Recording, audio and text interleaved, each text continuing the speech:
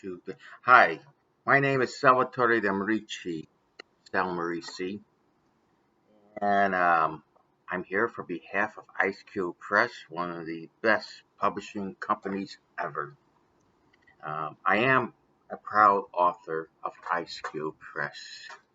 Ice Cube Press has published three of my books of poetry, and I highly recommend you pick them up.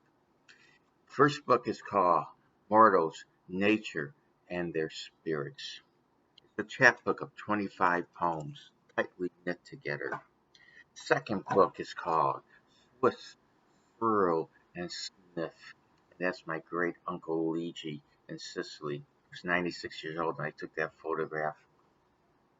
And the third book is called Fermentation. And that's garlic. I grow 350 heads of garlic a year. What I want to do is read a couple blurbs from Swiss, Furrow, Sniff and Fermentations. First one, Swiss Sniff, is by Thomas Lux. These poems are rich, loamy, fragrant with life, unafraid to be playful, unafraid to be understood, that embrace the world as if they want to eat it whole. Read this book if you want to feel a little more alive. From the late poet, unfortunately, the late poet Thomas Lux. And this is by Susan Terrace. Swiss Furrow and Sniff exude a vibrant life force, paying homage to Sicily, baseball, food, love, the Midwest, music, and travel. All topped off with a little wine or cappuccino.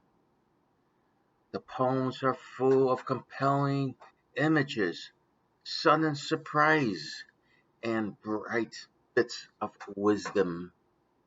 Marici himself is one of the very writers he describes who can blur reality and imagination into images and put them on paper. And that was Susan Terrace. For fermentations, there are two people I'm going to read from, and the first one is going to be from Sean McCrae. Look him up. Um, in fermentations, Salvatore Marici displays a wide range of empathy, inhabiting not only human speakers, but animals and single-celled organisms, among other creatures. And it is his empathy that guides his most successful poems. Consider, for example, Amoebo's Ego, which ends with, "My greatness wants more of me, so I cut myself in half."